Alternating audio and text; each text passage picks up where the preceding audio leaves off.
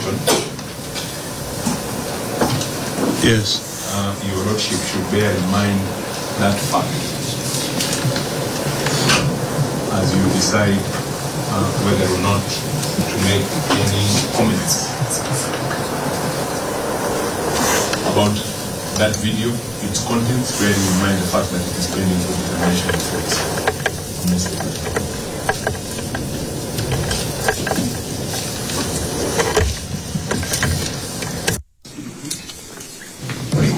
Now back to our top story, and veteran journalist Macharia Gaido says he intends to sue the state over his abduction early Wednesday, which the National Police Service says is a case of mistaken identity.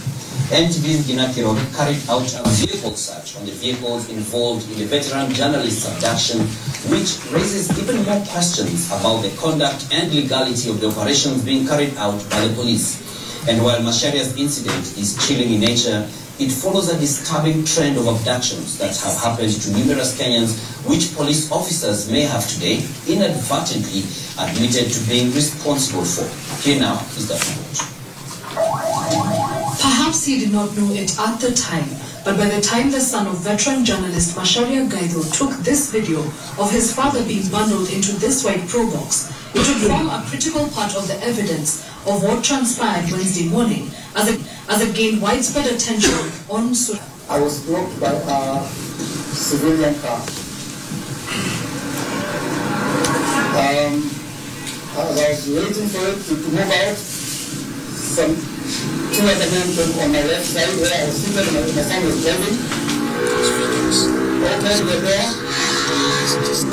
and tried to pull me out.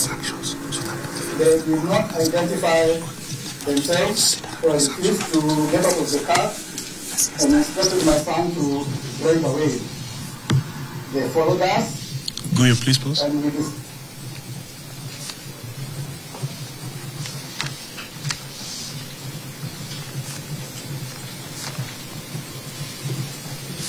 Yes? to come to current police station. It is here at the current police station that Macharia and his son Andrew tried to seek refuge and report this navy blue Subaru Forester, registration number KCB 847S, which had blocked them and tried to kidnap Macharia. Unknown to the father and son was a danger lay in wait, as this white pro box registration number KBC 725J emerged and its occupants pulled Macharia out of his car and into the pro box. Even more concerning are the police officers, clearly marked in uniform, who are seen assisting to push Macharia into the white pro box. They drove me down Langata Road, up to near, I think around the turning of Langata South Road, where they stopped. They made a few calls. I don't know to who, but I gather they were talking to their superior. NTV conducted a search on the white pro box, registration number KBC 725J, and found that it is registered to a one Stephen Kimathi. But interestingly, the make of the car on the motor vehicle copy of records is different. It instead states that the make is a Toyota Corolla. There may be an explanation for this, as a closer look at the car's number plate reveals that the letter C appears doctored, raising questions about the legality of the vehicle used to bundle off the veteran journalist, as well as the legality of the individuals who carried out the act. Further, NTV carried out a search on the Subaru Forester that initially blocked Macharia and his son as they left their home. Watch what happens when the search is carried out, because strangely, the National Transport and Safety Authority NTSA portal prevents me from searching for the vehicle and does not yield any results. I have never had to go through abduction, kidnapping by people who I do not know whether they are police or whether they are terrorists. A 19-year-old young man going through that, whom his father abducted in a very brutal, violent fashion, must be very traumatizing. It is traumatizing for my mom in Mary at the age of 95, getting this news that her son has been abducted and never know by whom. As if the abduction of Macharia Gaido wasn't bad enough, the National Police Service, via their official channel, stated that the whole incident was a case of mistaken identity, claiming they mistook Macharia Gaido for blogger Francis Gaido. We cannot be proud. I think we were there during the struggle against the one-party dictatorship. If we resisted Moi, who are these ones? When asked whether he intends to sue the state for damages, we also note Macharia Gaido's demands that the actually used to command responsibility. We have a historical case where we've done this. Sadly, Macharia Gaido's incident isn't different from what other Kenyans have had to endure in the past few weeks since the anti-government protests began. If it means going to the streets, that's what we are going to do. And that's why we agreed that as media fraternity, next week Wednesday, we are issuing a 7-day notice starting today. Next week Wednesday, we are calling for a national-wide protest. The Kenya Editors Guild wants immediate action taken against those who attempted to forcefully seize the veteran journalist. The IPOL headquarters are the final stop for Macharia Gaido and his legal team as they sought to complain over today's abductions, which they rubbish as a case of mistaken identity. This is a case they say they are willing to take to the state's doorstep as they complain over the trauma he suffered earlier today. Ngena Kirari, NTV, Nairobi.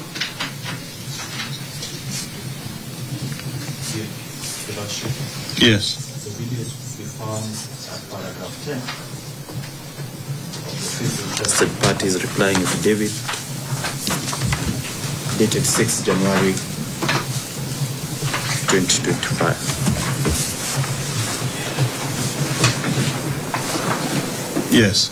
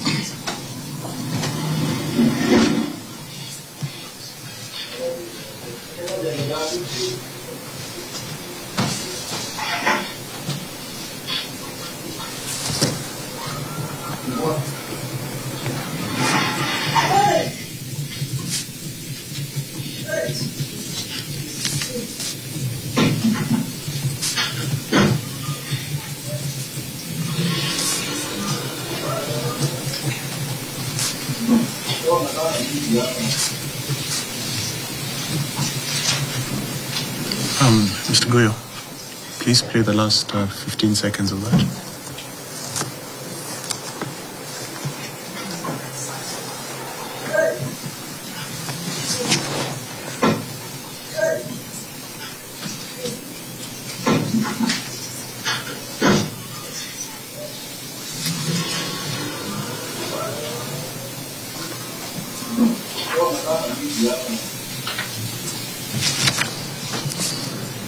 Can anyone hear clearly what that gentleman says? He exclaims.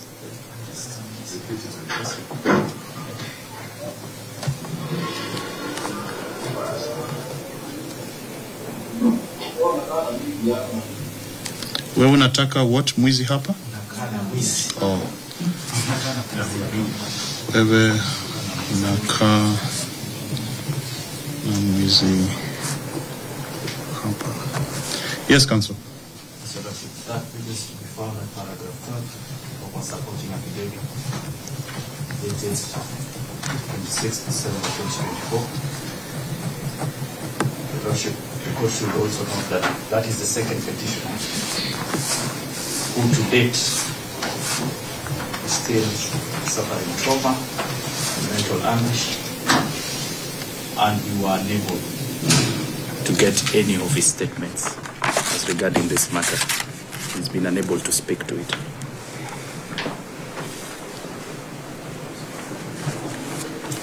Yes, any others? Oh, the last one, Your Lordship.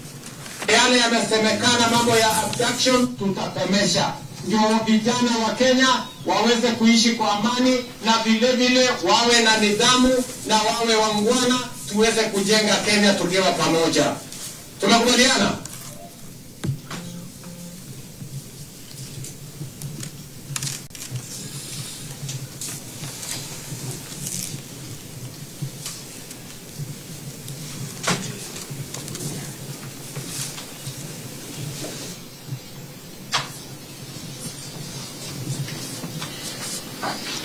Council Mango, what is the relevance? Yes, Your Lordship. This is in the fourth interested parties further affidavit dated 23rd January 2025 at paragraph 6. Where the President himself said that they would stop the abductions. Your Lordship, that brings us to the end of The person in that video is not before this court. And when I asked you the relevance, you said it was. Let me stop your time. It was in the Kiswahili language. There are multiple ways to interpret what that phrase would mean. Tutakomesha means to stop, means we will stop. I'm not certain, and because of that, I will not have it introduced. Yes, Senior Counsel. I think the video is more than has been shown, and the link is available. There is a request by Raila Odinga that abductions of young people do stop. That is what Dr. William Ruto is responding to. Yes. And it will give us the basis in our submissions to show that this I don't know coming from the respondents.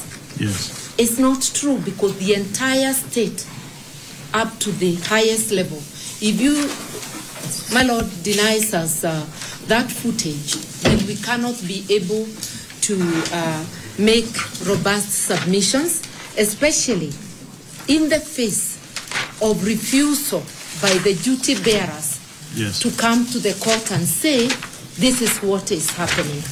But without that context, Senior Counsel, Yeah. because what has been brought is 4 seconds, without what you are referencing previously, so that I'm able to appreciate the context in which that statement was made. I cannot appreciate it. Allow us then to show more than that, because we have it. They were just saving the court's time.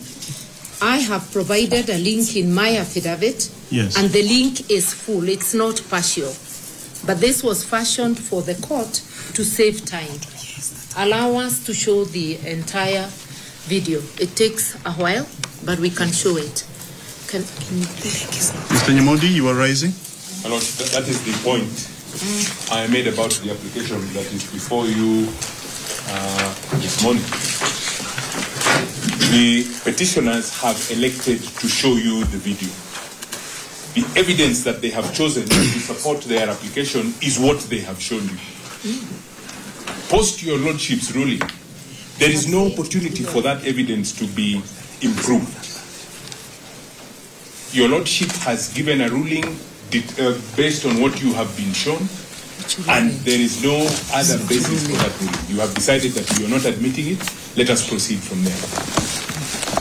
I think we also deserve to be heard. If the respondents are saying they have a right to be heard under Article 50, so do we. And I have, I'm still on my feet, in case you can't see. I was just adding on to what my Counsel, brother said. Counsel, not only, I do not in any way tolerate that. The way we conduct matters in courts is you wait for a natural break or to be called upon. You don't speak over counsel, especially not over senior counsel. So please retake, I agree, counsel. I'll wait. Please retake your seat. Senior counsel, continue. Most obliged. So we are also seeking to be heard. The paragraph 6 has the link, and the link has the full video. It begins with Right Honorable Raila Odinga and ends with Dr. William Ruto. And I would seek that it be shown fully, because the link is not partial, and the link is Azimio TV. And these are matters in the public domain. This is a case, my lord, where we'll have to show a pattern and to show that the state has knowledge at the highest levels, to be able for the court to determine the two issues, to secure the liberty, to inquire into the legality. What I can assure you, senior counsel, because if you are stating that the link is full, when I retire to write, I will do this all again. Okay. Where I'll click on every single link. If it is full, then I think your concern is addressed. Would be addressed. Yes, counsel. My Lord, I was just links that were shared over the weekend. And I didn't see any link that included the portion that senior counsel is referring to. What was shared is what we are seeing on the screen today. Well, it's not a big deal. If when I retire, I click on that link, because the link will not change. If I click on that link and it doesn't give what I expect, I think my Mr. Guyo is preempting. Okay, let's do it that way, Mr. Guyo. No, it's okay. Let's do it that way. We can. You can save me time. But do we have that affidavit? Do you have the link in PDF? The same link. Yes. Is contained in the affidavit of the 8 interested party at paragraph 21. The challenge is my Mr. Guyo is not. You have to log in. Well, I believe you have given guidance as to how. Yes, let's just leave it at that. Let us move. Let's just leave it at that. Yes, Counsel, we have about an hour left. Yes, Your Lordship. That brings the end to the presentation. And I've been inviting Councillor Ochel Dudley to submit on issue 1 on compliance.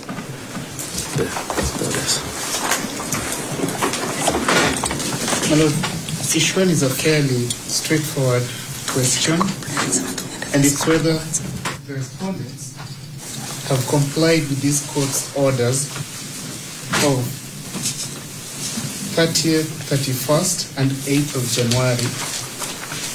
The simple answer, my Lord, is that no, they have not complied. 2 of the petitioners, my Lord, are heading to their 2nd month in captivity. And none of the petitioners was brought before the court, as the court had ordered. Instead, my Lord, the state, using public resources, chose to deposit them around the country, endangering their life even more, and contrary to the court's orders. So the answer, the straight and simple and narrow answer to issue 1, my Lord, is that no, the respondents are in continuing violation of the court's orders. They've refused to the 7th and 8th petitioners, and they did not comply with the conditions that the court has given. That, my lord, is the whole issue. Thank you, my lord. Thank you.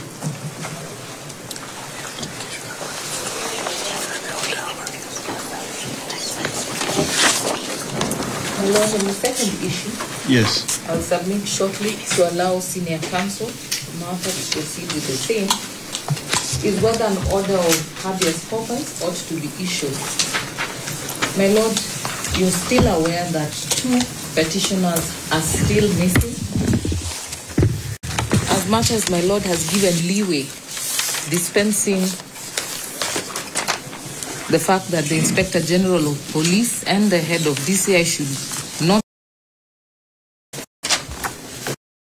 we still do not have answers,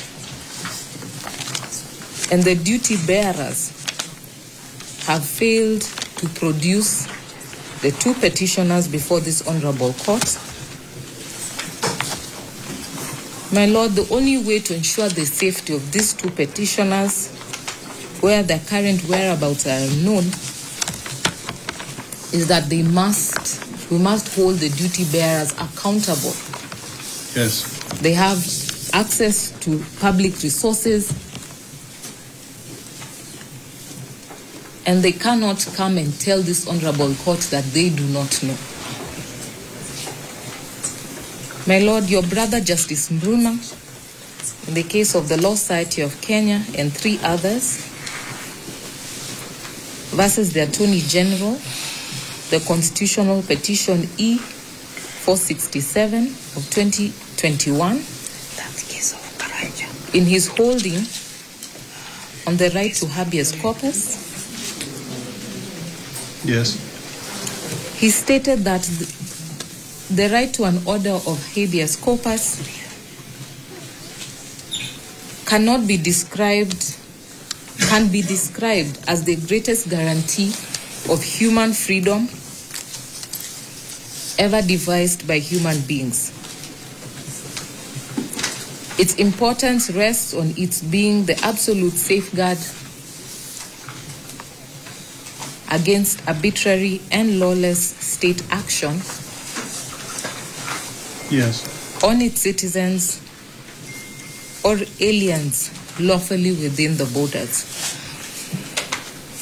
He further stated in paragraph 57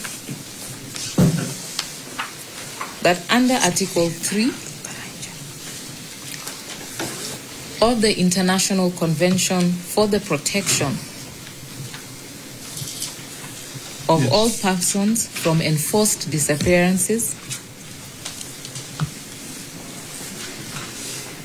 states are obligated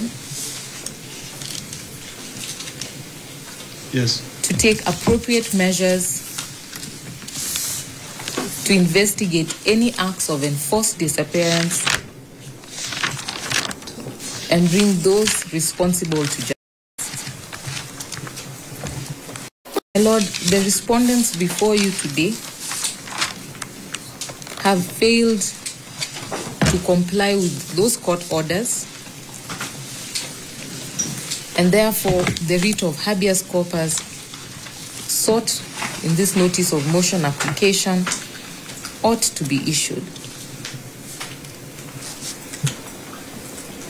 It is our position that the hand of the respondents is in the incalculable cases of enforced disappearance and illegal detention. The same is for the reason that Yes.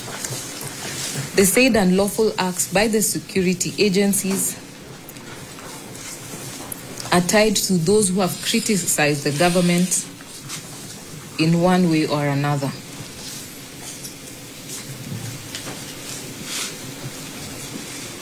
My Lord, to date you have not received any information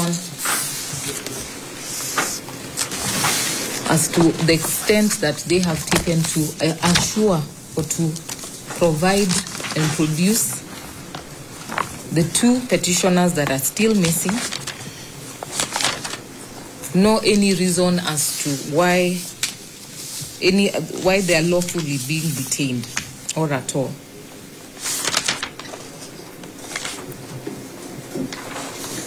And therefore, my Lord, yes, this writ is the only guarantee that will assure the safe return of these two petitioners. Thank you.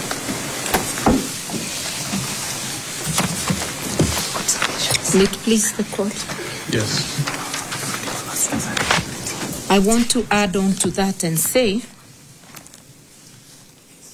that the scope of the writ of habeas corpus is twofold. Yes. To produce the body and to inquire as to the legality of the detention. If you look at Article 25 of the Constitution, it merely lists habeas corpus as a non-derogable right. It is not described, but when you go to the Judicature Act, it guides us that statutes of general application of England are applicable. And as a matter of fact, this writ originated in the United Kingdom and has spread across the world. It is now under the 2010 Constitution that we are having numerous cases of habeas corpus. We had a few during the Nyayo era. Yes. And it is you, my Lord, and other judges that are going to help us develop a body of case law to guide the writ of habeas corpus. You are referred to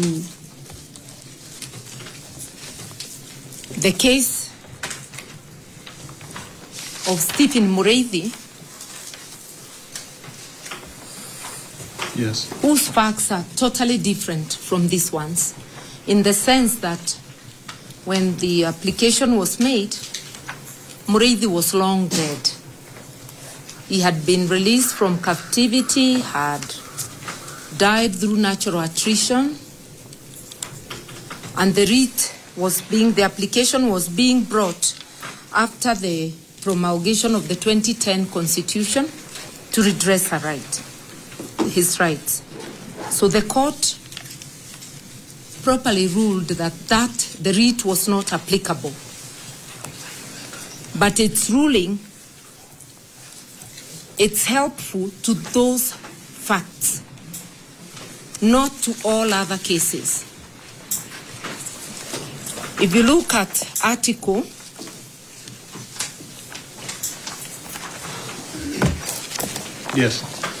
Article, the page has disappeared, but I'm going to get it. Okay. Article 165, which establishes the High Court. Yes. In particular, subparagraph 3 to clause 5, the High Court shall have unlimited original jurisdiction in criminal and civil matters.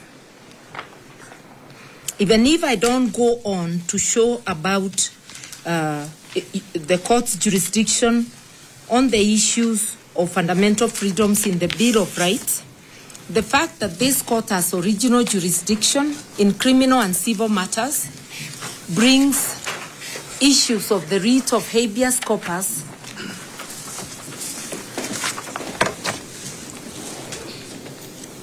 under the ambit of the court. And Article 51 also provides that any person who is detained or held in custody is entitled to petition for an order of habeas corpus. And then this is governed by the Criminal Procedure Code on how to deal with it.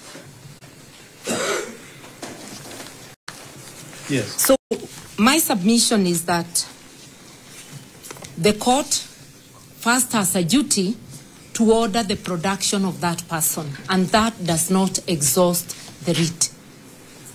And the person is produced alive or dead. Yes. In the 1987 case of Barak Karanja by Justice Schofield in Eldoret, Karanja was produced dead after exhumation of several graves in Eldoret. So in Kenya, persons have been produced alive and also dead. The second is the court to determine the constitutionality or the legality or otherwise of the detention. I want here to point out, my Lord, that detention has become, abduction rather, has become an epidemic. Yes. In this country since last year, and the court may wish to take judicial notice that there's been abduction of both foreigners and locals, and we are in court on the abduction of, initially it was 7 persons, but now we are dealing with almost 9 persons, and that petitioner 2 to 6 were coincidentally released just before the IG, the CS Internal Security, and other top officers were to appear before you.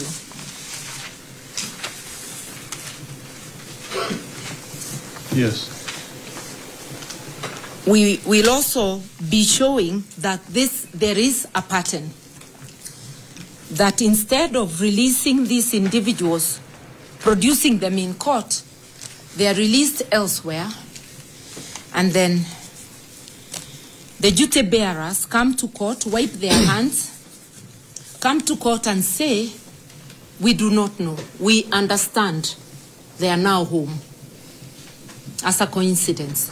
So it is upon, my Lord, to stamp the authority of the law, which will be stamped by this court, because the people of Kenya have given the courts the mandate to oversee the rule of law and to settle disputes between those in authority and citizens. It is unheard of for anybody to suggest that this court should now say, after all they've shown up, even if all had shown up, and not all have shown up, the court cannot discharge its duty before determining the issue of the legality and pronouncing itself as a guide to stop any further such actions. Now, to conclude, because I think I was time-bound and I may be exhausting my 5 minutes, the court did raise the issue of some of the respondents. And I've noticed that the DPP is saying, I prosecute, please don't bring me here. I want the court to know that he too is a duty bearer. He can direct the police. We have not had any, he has not come to court and say this practice is wrong. All of them are just quick to tell the court, remove me from your presence. Let me not explain. Just a moment, Senior Counsel, just a moment. Mr. Chochi, I may forget. Am I correct? I remember seeing, I think I saw something from the DPP, the person of the DPP, directing I can't remember whom, I just glanced at it somewhere, directing, I think it was DCI to investigate abductions, is that correct? Yes, my lord, we are written to the IG. You've written to the IG? Okay, that's it. That's fine. Thank you. It is up to my lord to find whether that is enough or whether a public directive that this practice must stop, and whether there is admission by the authorities that indeed it is them. Because when a duty bearer comes to court to say, I don't know, or it wasn't me, in a way it's contempt of court. It is actually obstructing the ability of the court to do its work.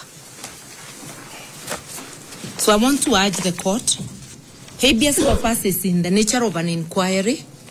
Look at the facts of the case, look at the circumstantial evidence, look at the statements of the Kenya National Commission on Human Rights, a constitutional body.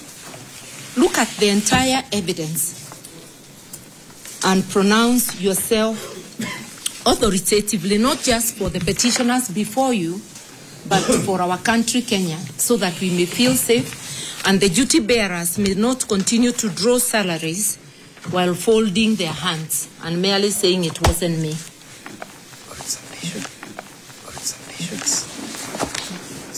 Senior Counsel? Yes, Your Lordship. I'll proceed with issue 3, together with the first and second interested parties. Your Lordship. You have another 45 minutes? Yes, Your Lordship. We would be fully relying on the video evidence that has been presented before you.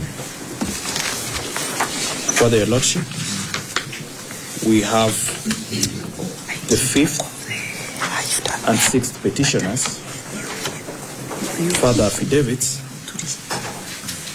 dated 13th January 2025, as well as the 4th petitioner's written statement dated 13th January 2025. Your Lordship, and it will come to your attention, yes, that there are similar facts as to how the abduction happened. But even before we get to the how, Your Lordship, you'll establish from their statements and from the affidavits filed by the first and second interested parties who will speak that the petitioners are known critics of the government.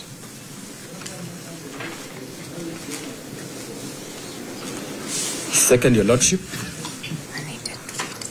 the enforced disappearances and or abductions happened in broad daylight. Thirdly, Your Lordship, the abductions happened with motor vehicles that bore fake registration plates. I'll quickly read that the second petitioner was abducted by a black Prado, registration KCF 035M. That is to be found at paragraph 12 of the first interested parties replying affidavit. It's getting the date. The affidavit is dated 6 January 2025. And at paragraph 18, Your Lordship, the first interested party, upon conducting the investigations, found that that registration plate belongs to one Joseph Maina Mwangi, who lives in Nakuru. Yes.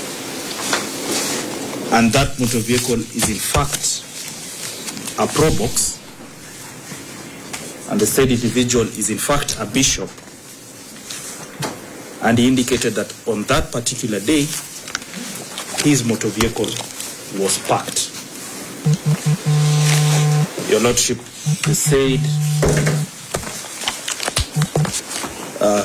record has been confirmed by the 8th respondent on the affidavit file based on the copy of records. They have confirmed that it indeed belongs to him. Your Lordship, quickly, the third petitioner was also abducted by a white probox, registration KCA 397R, that is also to be found at paragraph 25 of the first petitioner's first interested parties replying affidavit. Yes. And at paragraph 33, the first interested party indicates that the vehicle is a tipper. However, Your Lordship, Interested party indicates the vehicle is a truck, a tipper, in fact a tipper. Yes. But at paragraph 6 of the 8th respondent's affidavit, that is NTSA, they do record that it is a saloon motor vehicle that is green in color, registered to one Wario Boru.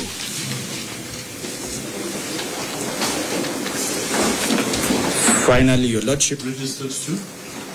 one Wario Boru, that is as per the Wario Boru kill, which they have annexed the copy of records. Finally, the 5th petitioner, who was from the 3rd interested party's offices at the point of abduction, was abducted by Subaru motor vehicle KCG 089A. KCG 089A, that is to be found at the first interested party's replying affidavit at paragraph 51.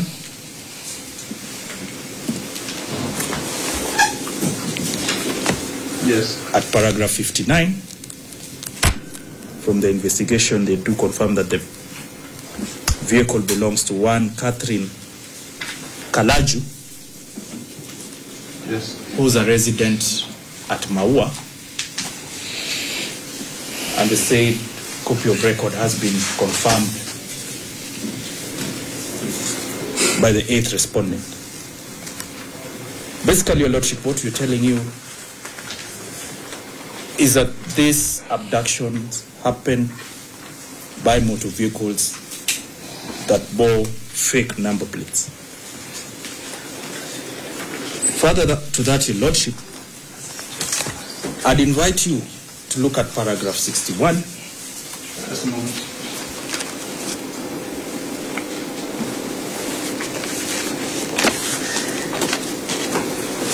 Yes. Paragraph 61 of the first interested party, replying affidavit, where Your Lordship, the neighbors of the 5th petitioner Yes. allude to a break-in to the 5th petitioner's house by men who are armed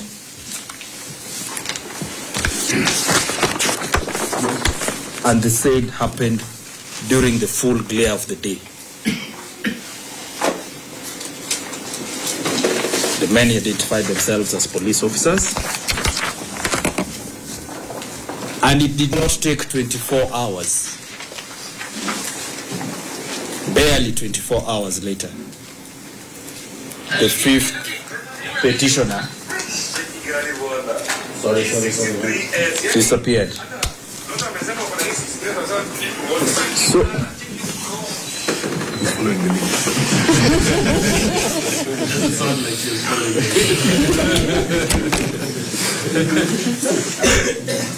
So, Your Lordship, 4 hours later, the fifth petitioner, after having a meeting at the third interested party's offices, disappeared, Your Lordship. I would not want to reiterate because, Your Lordship, I know when you retire you read the affidavits, but the affidavits by the fifth and petitioner as well as the fourth petitioner give a blow-by-blow account of how the abduction. And, Your Lordship, you will notice a similar trend which would be highlighted by the interested parties. Your Lordship, they were taken to detention centers. Your Lordship, from the clips you heard about places with black cardboards. You'd see the same appearing in their statements. The second interested party will talk about the humanitarian, how they were tortured, Your Lordship. And as such, Your Lordship, this honorable court can only come to one conclusion: that the petitioners were, one, in custody of the first, second, and third respondents, and further, to reiterate submissions by senior counsel, that it is only the first, second, and ninth respondent who ought to bear the burden of producing now the seventh and eighth petitioners before you. I'd invite Mr. Kinoti from the first interested party to present. Yes. I apologize, I came a bit late. Good morning, Dr. Amino. How are you? All right, thanks. It's a pleasure to appear before you. I do apologize.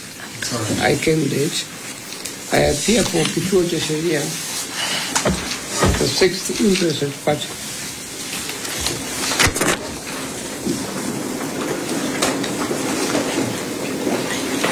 Donna, I pray that you give me a little time to say something. I think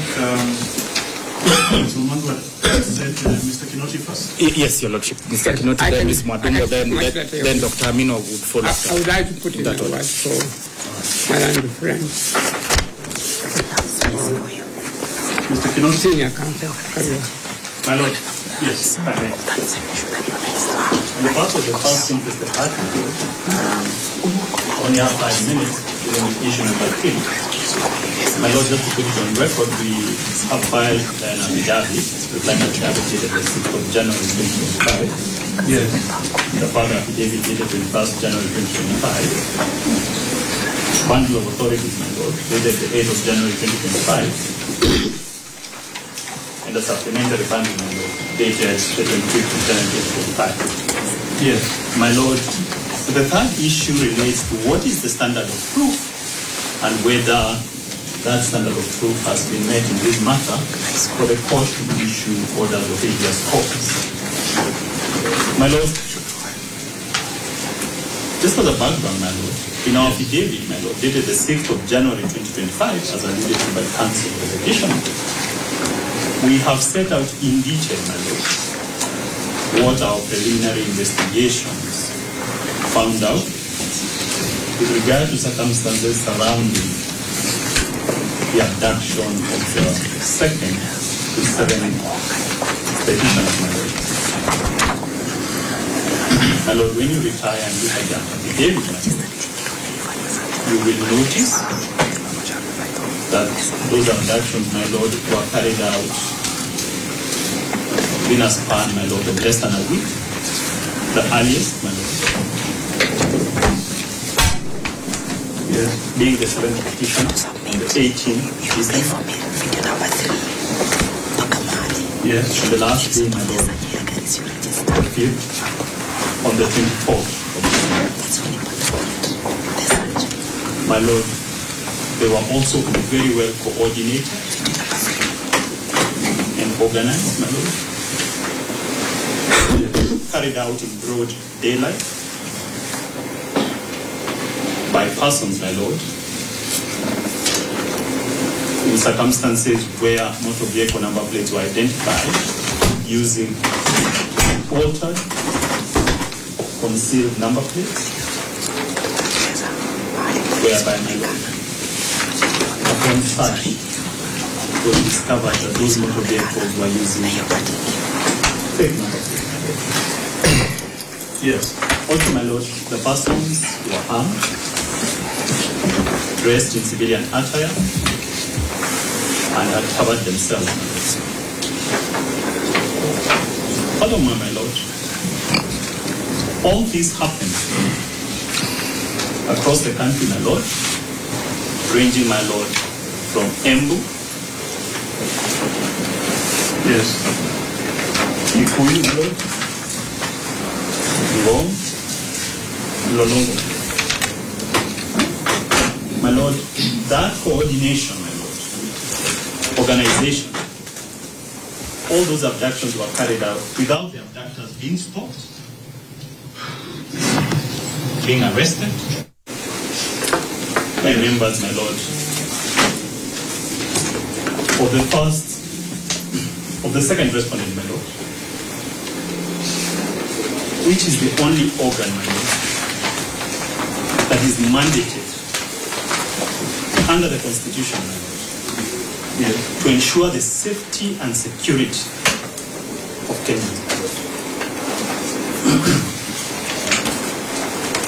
my Lord. The 2nd to 6th petitioners were also, my Lord, then released parts of the country, so the abductors, my Lord, not being stopped, arrested by members of the National Police Service, which is the only organ, my Lord, mandated to ensure the safety and security of Kenyans.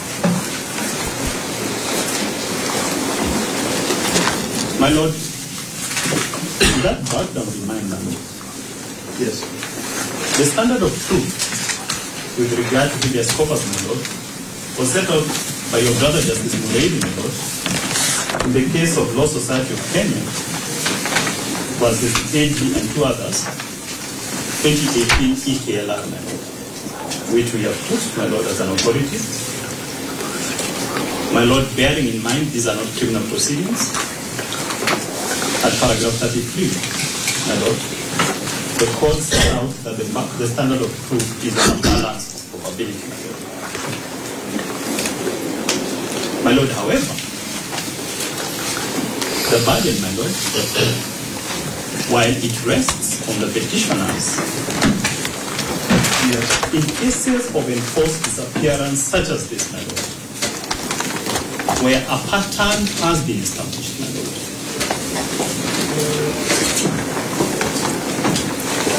we have set out authorities, my Lord, from international courts that in such a case, my Lord, the burden shifts, my Lord,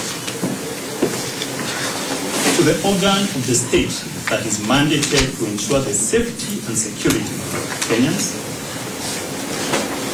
to rebut and provide information as to the whereabouts of those, my Lord, who are missing.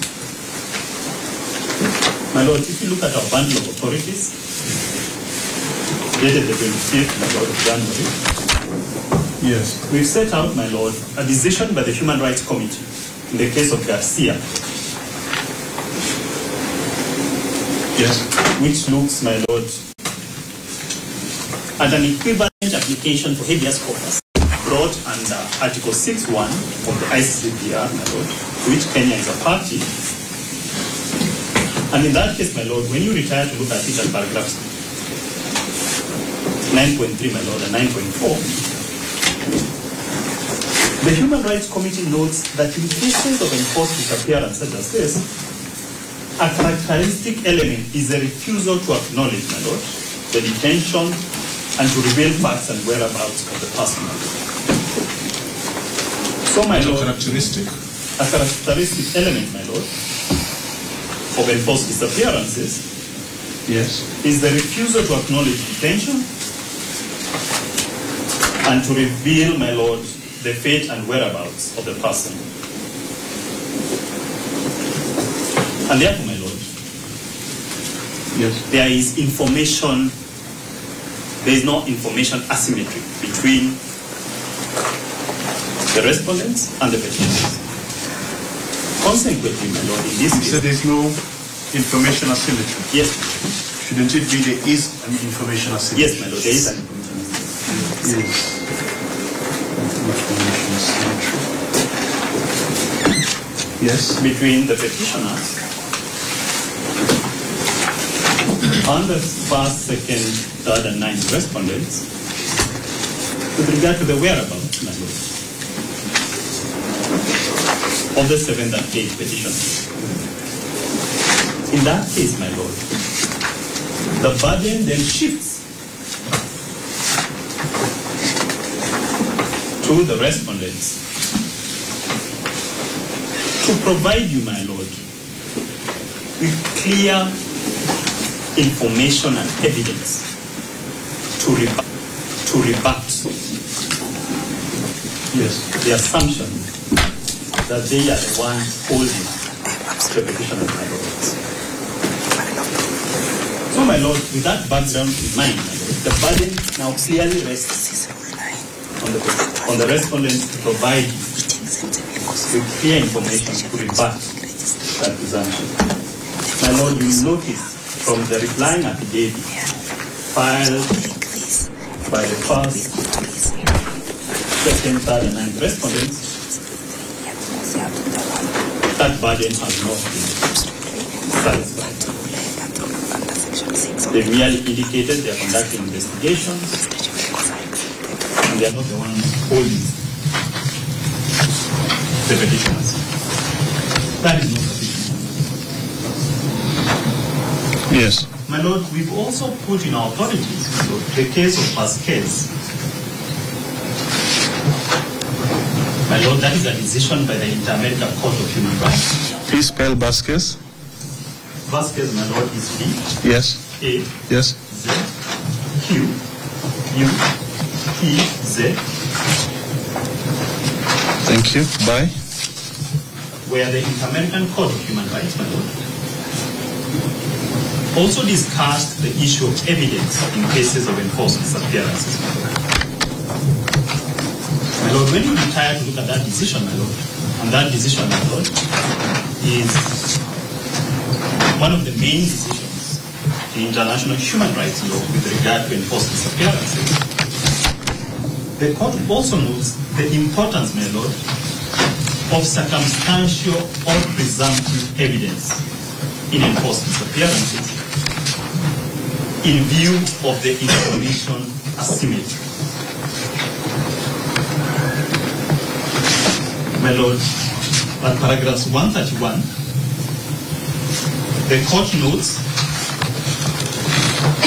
yes, that circumstantial or presumptive evidence is especially important in enforced disappearances since it is characterized by an attempt to suppress information about kidnapping or whereabouts of the victim.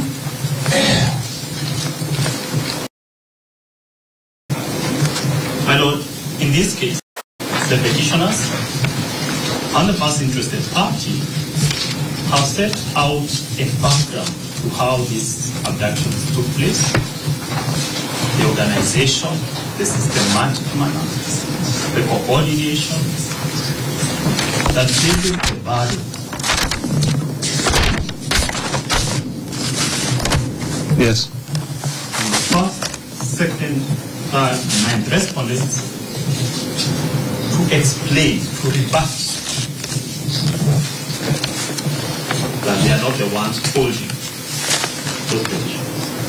That has not been done, my Lord. And therefore, my Lord, it's our submission that the petitioners have established sufficiently. Yes. That orders of habeas corpus ought to issue in this matter to the first, second, third, and ninth respondents to produce the 7 petitions. That is all, my Lord. Thank you for listening. Thank you. There are about 20 minutes to go. Yes, my Lord. Yes. On the part of the second interested party,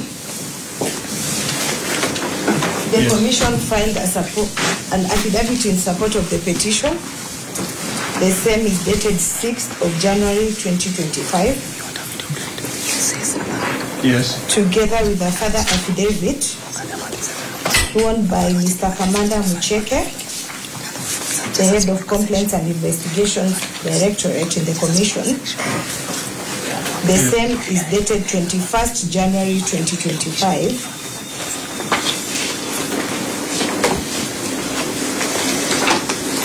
My Lord, the Commission confirms that on 13th of January 2025, the 2nd to 6th petitioners came to our offices and recorded their statements.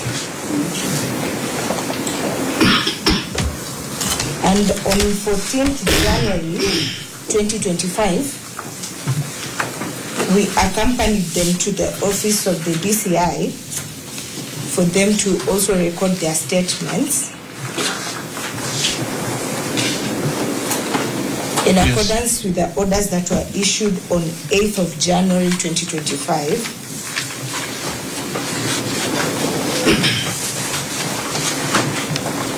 my Lord, you'll note from the affidavits that the Commission has condemned the recent surge of abductions in the country. Yes. And the same is clearly highlighted in the Commission's press statement that was issued on 26th of December 2024.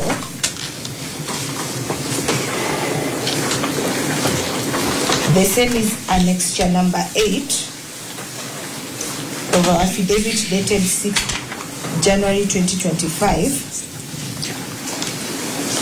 Yes. Within which the Commission was calling the 9th respondent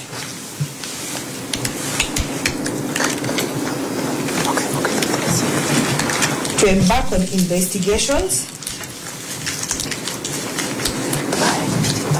and present a report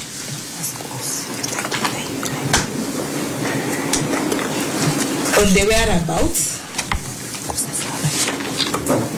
of the 2nd to 6th petitioners.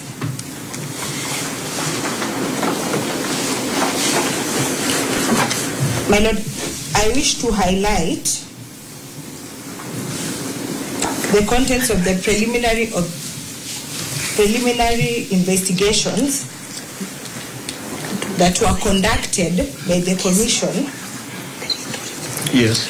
With respect to the abductions of the 2nd to 6th petitioners. My Lord, we noted that all of them were government critics. Yes. Who have been active in the digital space, specifically the X platform. And my Lord, as highlighted by counsel for the first interested parties, the petitioners were abducted by armed masked men. They were blindfolded and handcuffed during their captivities. My Lord, the petitioners were questioned about their criticism towards the government by their captures.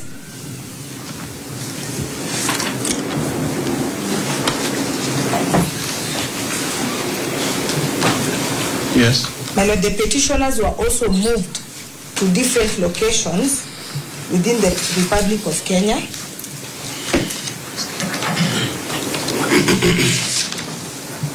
Yes. They were shaved. The hair on top of their heads was shaved without their consent. My Lord, the petitioners during their captivity were stripped naked for a couple of days, and their clothes were returned to them after being washed.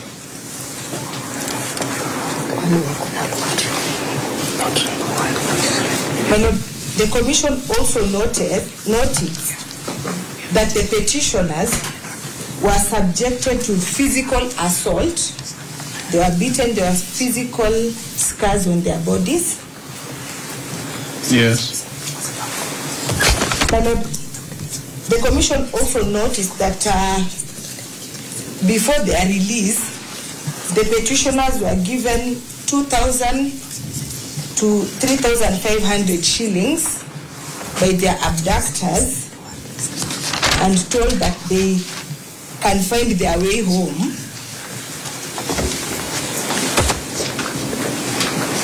They were also warned against speaking ill of the government. Just a moment.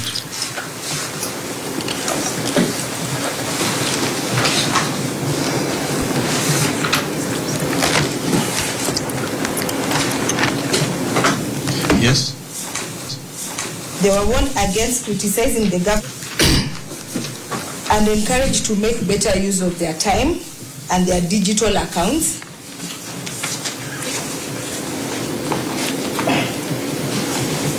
Yes. We wish for the court to take judicial notice that during the captivity, the petitioners were subjected to torture, cruel, inhuman, and degrading treatment, my Lord, which is one of the non-derogable rights by their captures. To date, the first, second, and ninth respondents, having taken their statements, have not tabled any report or findings before this honorable court. My Lord, based on the similarities and the patterns of the abductions of the second to sixth petitioners, the Commission believes that they were held by the same person or entity, and the Commission also believes that the state is responsible for these abductions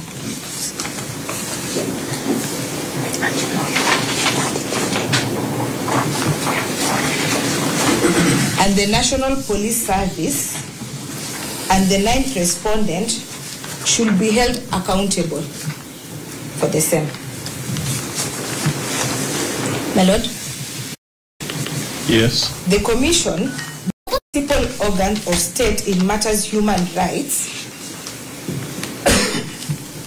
has made an observation that the state has failed in its obligations under treaties and conventions by failing to prevent, investigate, and hold the persons liable for the abductions and enforce disappearance accountable.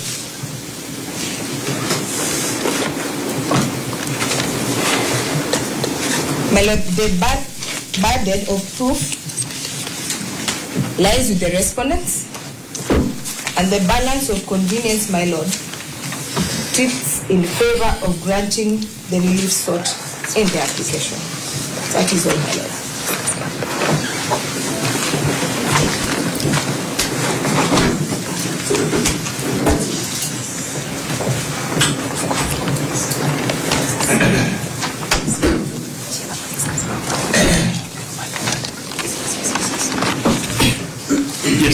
Lordship. I will be very brief. For the fifth interested party, we have filed a replying affidavit dated the 6th January 2025, and a list of authorities dated the same day. We'll be relying on that. The replying affidavit has been sworn by the Executive Director of the fifth interested party,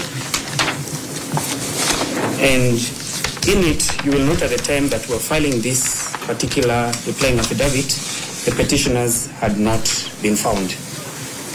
So what the interested party did was compile some evidence for the court to be able to see that there's similar fact evidence between previous abductions and the ones currently in issue. In paragraph 6 of that paragraph... Just a moment, Councillor Ibanya. Yes. Just a moment. Similar fact... The evidence of abductions that had happened,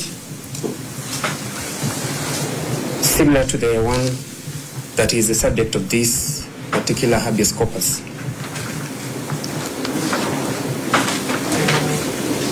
Yes. Paragraph 8 of that affidavit, the interested party has highlighted the abduction of Mr. Macharia Gaido. Please remind me the date of that affidavit. The affidavit is 6th January 2025. Thank you. By the fifth interested party. Yes. Which has been highlighted to the court. Paragraph 7 of the same affidavit, the executive director of the fifth interested party himself was forcefully abducted in the middle of a protest and manhandled.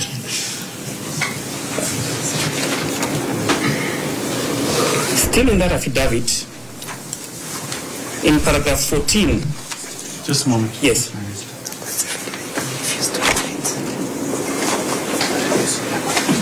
I do. Just a moment. Yes, yes.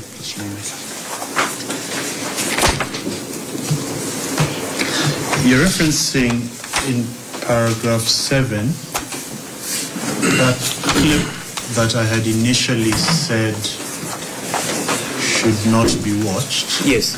Mr. Guyo, please find that clip and let's watch it. Perhaps when I was declining for us to watch it, yes, we should have started off by saying similar fact. Yes.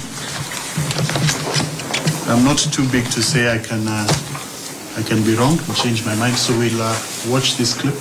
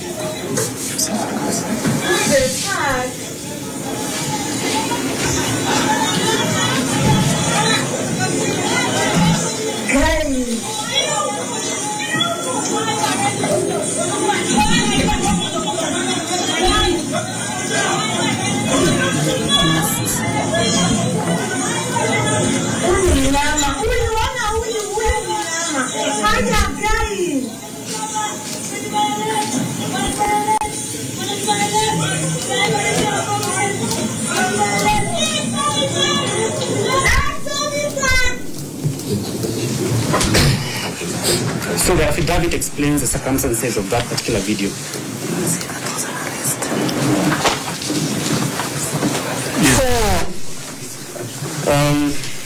Still on the affidavit, Your Lordship,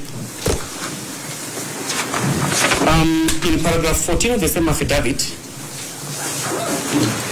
we introduced the evidence of the abduction of the Longton brothers, that is Jamil Longton and Aslam Longton, which has been played. Yes. And in it, Your Lordship, Newtons give an account again of similar evidence of how they were abducted, broad daylight. Council Ibanya, yes, just to touch on what Council Nyamodi stated. Yes. That is pending before my brother, Judge. I've watched it. Please permit me not to record. Okay, I'm not talking about the basic the clip. If you look at the annexures, we have annexed 2 affidavits. Yes. In our bundle of annexures, marked as HI4 and HI5. Yes. These are affidavits by Jamil Longton and Aslan Longton. I don't know what is before your brother. Yes. What I do understand is before your brother was on Bob Njagi, not the Longton brothers. Yes, Mr. Nyamodi. Or if I perhaps can be a little more explicit about what I meant. Yes, please. It is petition 436 of 2014. The petitioners are the Law Society of Kenya. The Law Society of Kenya. Jamil Longton is the second petitioner, and Aslam Longton is the fourth petitioner. The respondents are my clients, the Attorney General, and the National Intelligence Service. So there is a substantive petition pending. It is a habeas corpus similar to this, and I believe it would be prejudicial, similar fact evidence or not, for any of that kind of submission to be entertained before. I concede, Your Honor. I'm most directed. Thank you. Okay. So, just for the record. Yes. So I'll say court. The court recognizes the pendency of petition 436 of 2024 before Mugambi J in this division. The substance of which touches on habeas corpus of 2 persons whom are referenced in an affidavit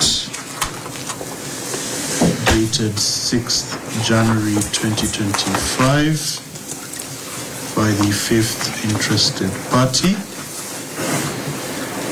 The court shall not interrogate the relative merits or demerits of their reference in this matter, save as to apply the alleged similar incident question to other evidence. Thank you. Please proceed. So based on that ruling, Your Lordship, yes, the affidavit of both brothers has been annexed as HI4 and HI5. As you retire, you might decide to look at that on the issues the that court shall not read or consider the annexed affidavits of, oh, by the way, your time is off, of the 2 brothers. The challenge is it's also a HB. Okay. Sorry. I'm almost directed. So in closing, Your Lordship, yes. I will direct you to the bundle of documents that we have annexed, the list of authorities, sorry. On the list of authorities, yes, we have annexed the case of Republic versus Joey Irungu and another, which is a criminal case. That is High Court Criminal Case number 51 of 2018. Yes. Why I'm getting to this is because I'm picking up from where Mr. Kinoti left on the Vasquez case on the importance of circumstantial evidence. Yes. So on paragraph 30 of that case, paragraph 300, sorry, and paragraph 301, yes, there is a definition of circumstantial evidence. Yes. And this particular definition is a bit lengthy. I don't know if you'll permit me to read it or you'll look at it yourself. You have 5 minutes. Yes, yes. So it says that in paragraph 300. I mean, all the petitioners, you've done 1 hour and 24 minutes. Okay, in the interest of my colleagues. Yes. I just invite the court to look at that definition.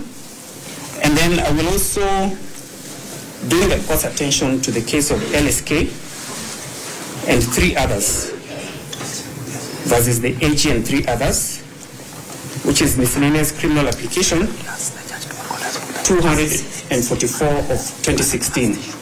This was a habeas corpus petition of the miscellaneous 244 of 2016. This is the one that the decision came out in 2018. Yes, this is the one for Willie Kimani. Okay. Yes. The habeas corpus. So in it, the court talks about the issue of denial by the state organ that should protect citizens. And in the case, it was even found out that later that the police were actually the people who knew where the petitioners were at the time. So I'll invite the court to that particular case. I will rest on that, Your Lordship. Thank you. We notice that time has advanced. Yes. And we wish to request for 15 more minutes. We have Council Jirundegwa, Senior Aminwa, and Ogada. And we do not mind the same being done to the other side, because it's important that all the issues be canvassed. And our last issue, the command and the responsibility have not been argued. We would urge that you allow. Most respectfully, we have tried, but we have not been able to contain ourselves.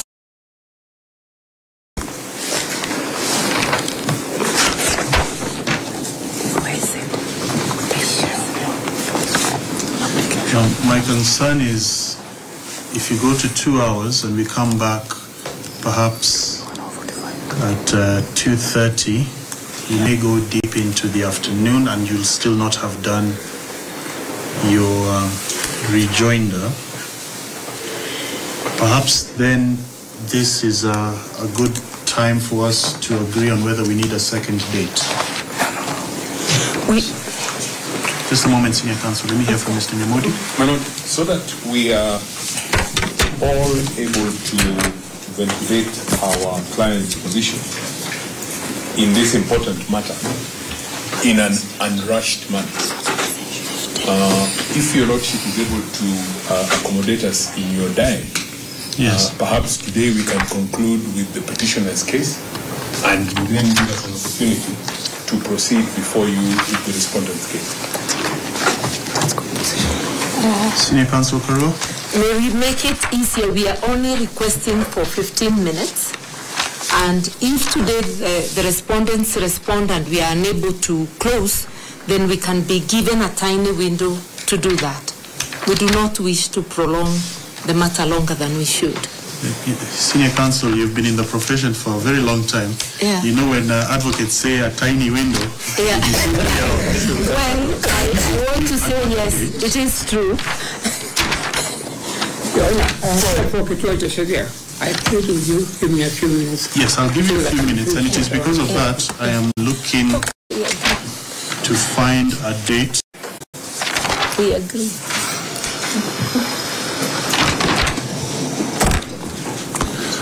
Within this week?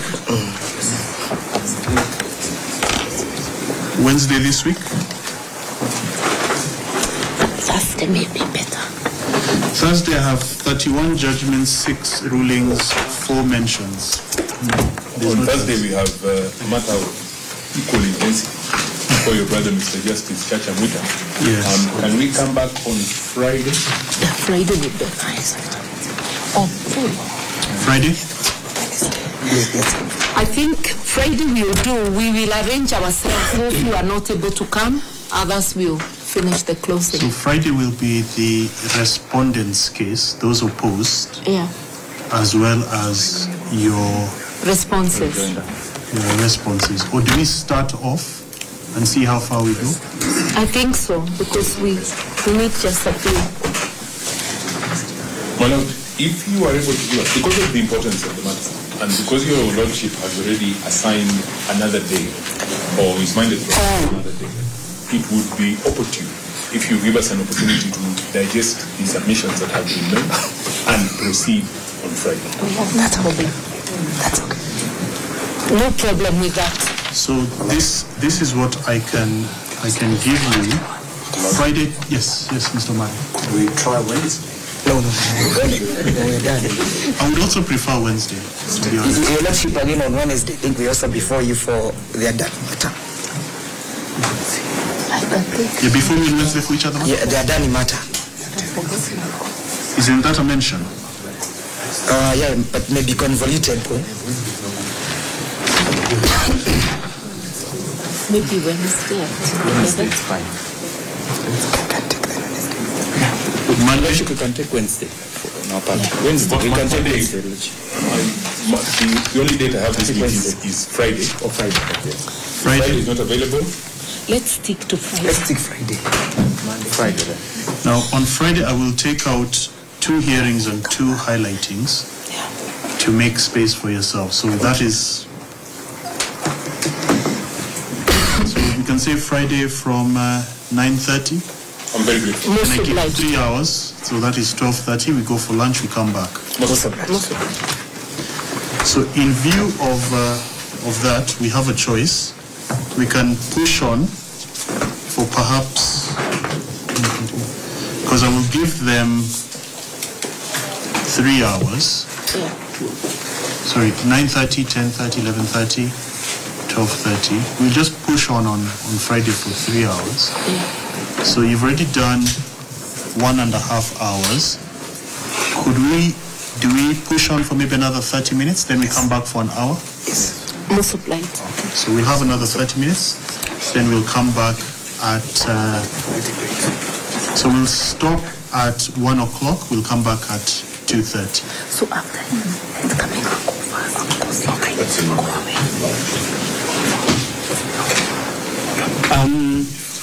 I'm being asked by my colleagues to proceed, but I think I will just rest. Let me just give my colleagues to proceed. In view of I was rushed. I think you have the authorities.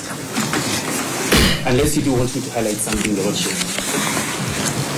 Well, you'll have 30 minutes now, and then another 1 hour afterwards. It's you. Yes, so I'll take... who else before lunch? Will it just be Dr. Aminwa before lunch? Yeah. Yes. So Dr. Aminwa, 30 minutes, please. Yeah, because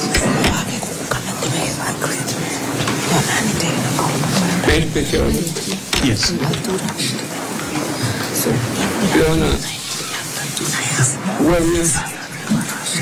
Considering what is happening,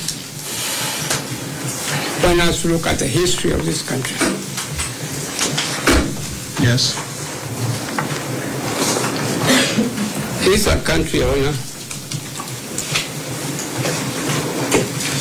where the executive hasn't had much respect for the rule of law at all.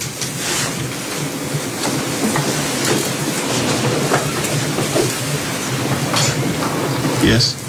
This happened during the colonial rule when the British were in power. Yes. Those who are fighting for freedom in this country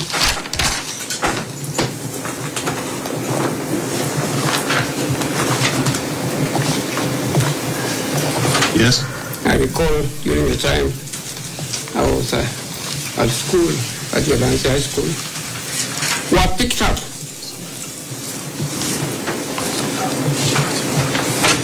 at any time by those in power. They were in uniform, Sometimes they were not.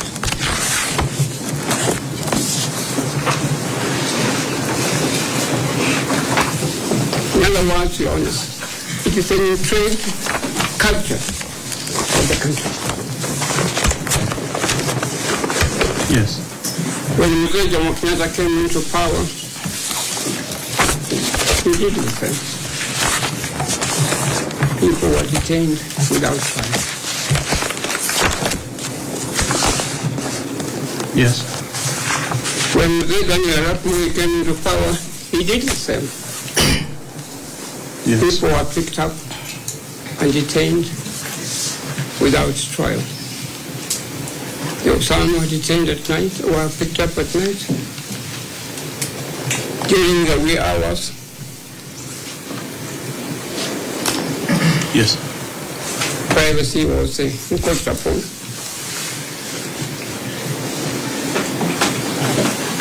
I was personally a victim. I was detained twice.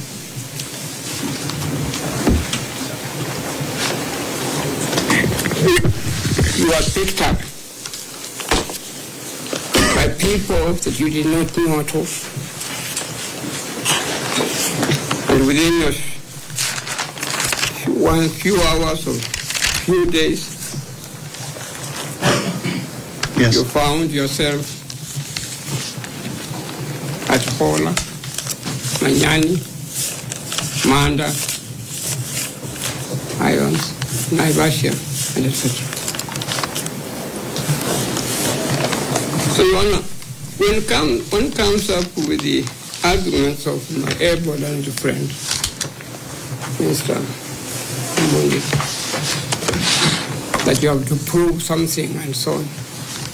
Your Honor, that is not necessary at all. Yes. We live in this country. We know what is going on.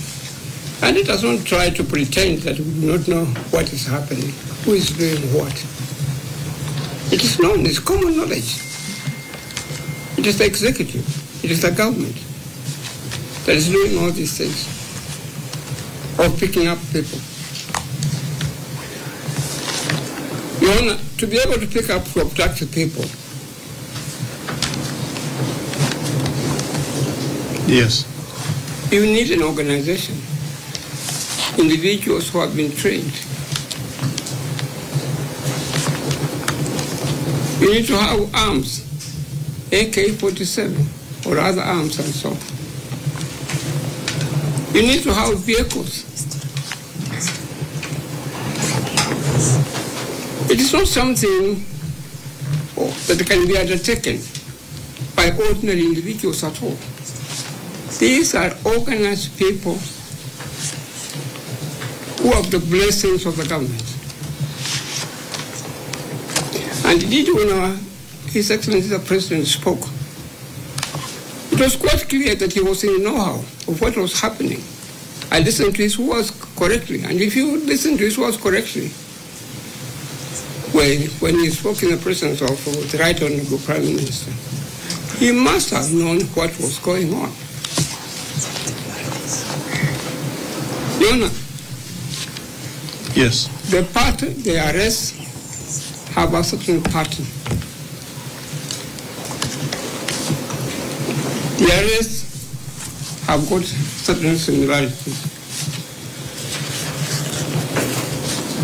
There's a doctrine, Your Honor, when you were still young, at the university which you read, when we read the law, is referred to in Latin jargon, res absoluta.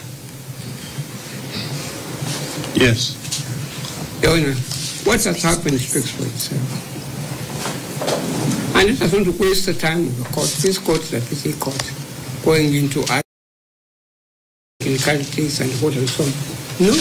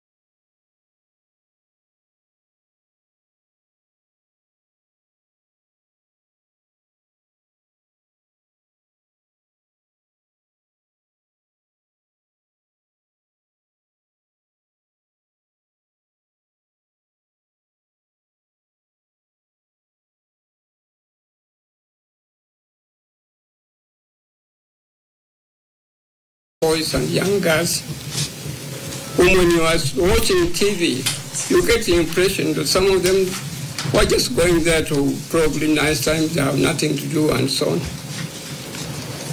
And then they are abducted. And some of them are found dead. I had one mama in my office the other day. She was crying before me. Her only son, one son, had disappeared. She did not know where the son is at all. His past childbearing age. And that was the only hope she had in life. Eventually, the child is found dead. Your Honor, may I submit to you? Yes. Let this law rise with you, this court rise with the occasion. We have had enough of this. We have had enough of this since the colonial days. We have had enough of this since Mzee Jomo Kenyatta time. We have had enough of this since Mzee Daniel Arap Moi. The country is mismanaged. The country is misruled by those who are in executive. They always come up with a reason why they are doing what they are doing. Let this court rise to the occasion.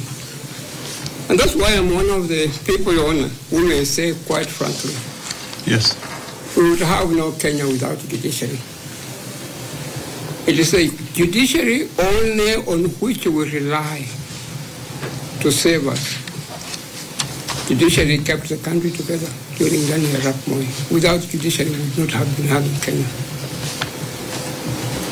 Your Honor, I'm saying that rise to the occasion and come up with a decision that can bring all these killings of people, all these abductions of young children to an end. Your Honor, may I go a step further? I will refer you to Article 26, which gives the right to life. May I refer you also to Article 25, sub-article D. 25, sub-article D. I hope I'm reading the correct. Yes, it is on habeas corpus. 25, sub-article D. This, Your Honor, it emphasizes that the right to an order of habeas corpus cannot be limited at all. I urge you respectfully, Your Honor, to take that into account. Your Honor, I would go a step further and refer you to Article 238. 238, provisions of Article 238, where applicable, they deal with state security. Again, I urge you very respectfully, you refer to those provisions. Yes. Your Honor, I would then go further and refer you to international law. This court is governed by the general principles of international law. You cannot afford to ignore them at all. Unfortunately, I'm not so organized as I should be, partly because I did not know clearly what was coming up at all. But I carried this book, Your Honor, which would be kind enough to record it down. Yes, what is the name? Could you? Yeah, if you could just write it down, please. I'll show you some.